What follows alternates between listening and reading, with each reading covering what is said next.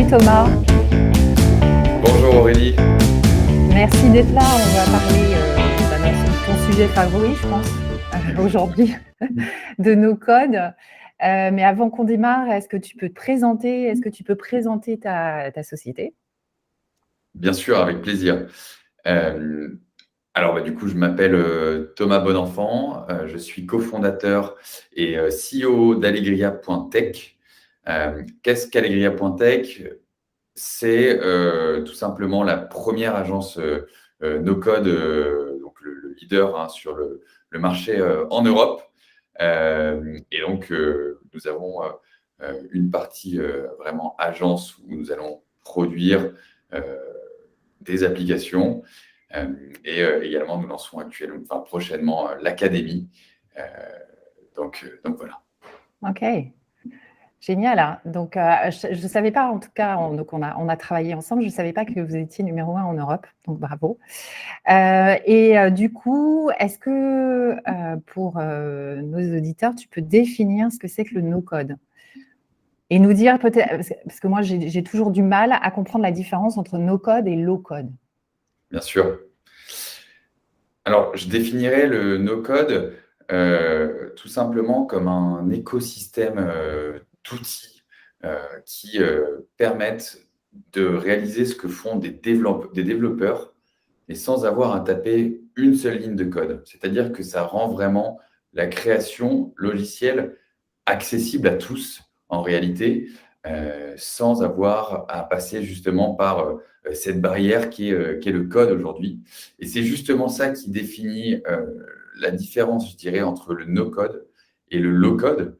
Le no-code, c'est vraiment des outils qui vont pouvoir être utilisés par des personnes qui n'ont pas forcément de compétences techniques en développement, à la différence du low-code, qui sont des outils qui en fait facilitent, je dirais, le développement. C'est-à-dire qu'en réalité, il va être compliqué, voire impossible pour une personne qui ne sait pas développer, d'utiliser un outil low-code qui va forcément demander, à un moment ou un autre, d'avoir à taper une petite ligne de code, mais qui va pour autant faire malgré tout gagner beaucoup, beaucoup de temps aux développeurs. Donc le no-code s'adresse plutôt au grand public. Le low-code s'adresse quant à lui à des personnes techniques, aux développeurs. Ok, c'est super clair. Je comprends mieux. La seule peut-être chose que je voulais te faire préciser, c'est que en no-code, malgré tout, tu as une partie qui est customisable. C'est-à-dire que si tu fais intervenir un développeur sur une plateforme de no-code, il va pouvoir aller plus loin que moi, par exemple. Exactement. Le no-code est également utilisé par les développeurs. Donc, c'est sûr que ça leur fait gagner beaucoup de temps. Et alors, ça dépend des outils, mais dans certains outils, il est possible justement de venir repousser encore plus les limites de ces outils grâce à du code. Par exemple, sur Bubble, on peut développer des plugins en JavaScript qui derrière pourront être intégrés sans code, cette fois-ci, à l'application. Ok, ok, c'est clair. Et du coup, ça permet effectivement aussi, je pense que tu en as cité un, Bubble, hein, qui est un outil Exactement. de front. Tu peux nous citer quelques autres outils qui sont connus? Ouais, bien sûr. Alors, Bubble, bon, c'est pas du tout un outil que de front. Bubble, on peut vraiment tout faire avec. Dedans, il y a tout le back, mais il y a également le front. Donc, il y a l'aspect data, les workflows, le front également, bien sûr, les API. Tout ça est traité vraiment dans Bubble. Bubble, on aime vraiment particulièrement cet outil puisqu'il permet, je dirais, de faire énormément de choses. On peut pratiquement tout faire sur Bubble aujourd'hui. Après, dans les outils les plus connus, on va avoir Webflow, typiquement, qui est un outil, pour le coup, qui, lui, est plus positionné sur la partie front, pour le coup, qui permet de faire des sites web, des sites e-commerce, des marketplaces. On peut faire pas mal de choses avec Webflow et surtout, ça permet de pousser très loin le design, en fait, avec tout un tas d'animations possibles sans justement avoir à taper du code. On peut également taper du code dans Webflow aussi. Mais voilà, donc c'est vraiment aussi un outil très utilisé, très connu. On l'utilise beaucoup ici pour nos clients et pour nous-mêmes. Notre site est fait sur Webflow. Parmi les autres outils qu'on utilise pas mal, je dirais, qui sont très connus aujourd'hui dans l'écosystème no-code, il y a bien sûr aussi Airtable. Alors, Airtable, eux, ils ont un positionnement très clair.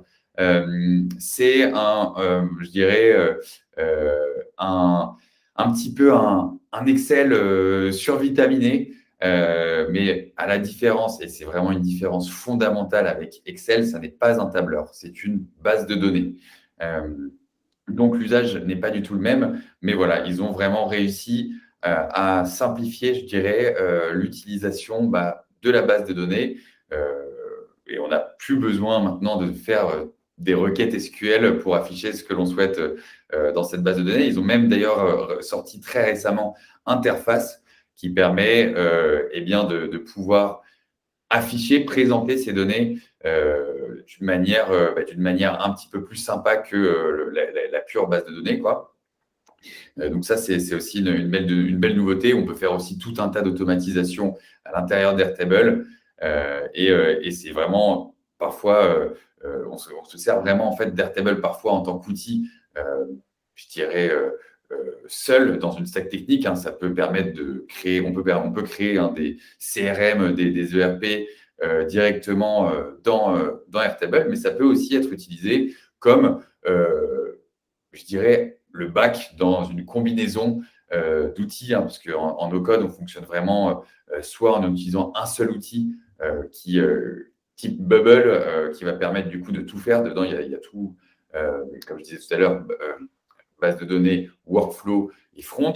Mais on peut également combiner plusieurs outils entre eux. Il y a des avantages, des inconvénients dans les deux cas. C'est quelque chose qu'il faut étudier avant de se lancer, bien sûr. Mais voilà, ça peut être utilisé vraiment en back. Donc ça, je dirais que ça fait quoi? Ça fait trois outils. Là, je t'ai dit Bubble, Webflow, Airtable. Nous, on affectionne particulièrement Integromat, qui est un peu le pendant de Zapier, qui lui est, je pense, un peu plus connu du grand public et qui compte aussi plus d'utilisateurs. Mais là, pour le coup, Integromat, ils sont positionnés uniquement sur la partie automatisation. Donc, on va pouvoir faire des workflows, connecter des modules entre eux.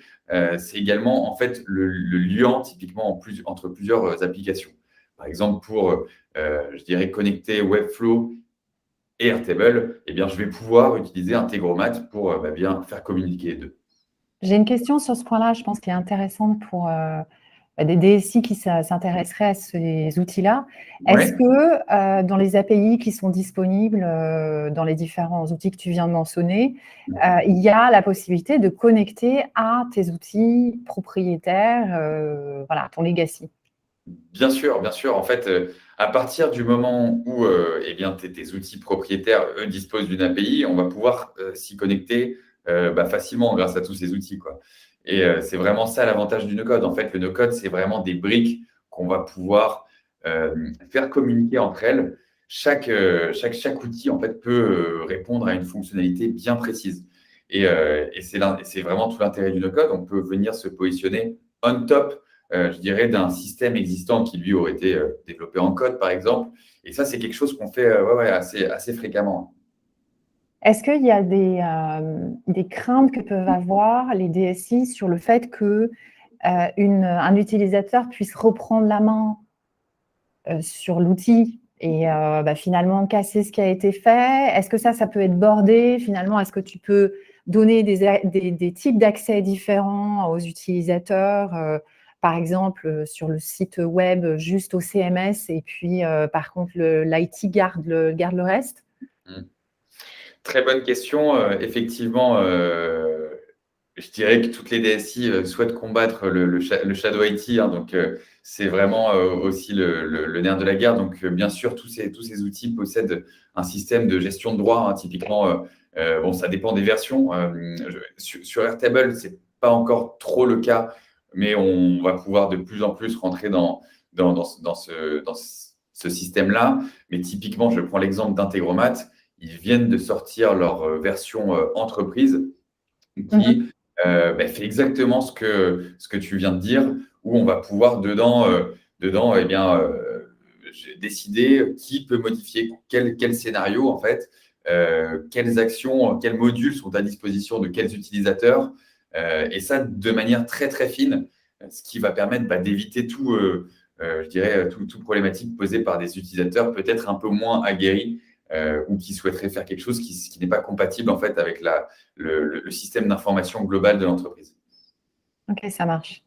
Du coup, est-ce que tu vois, alors j'ai pas fait de recherche sur le sujet, il y a visiblement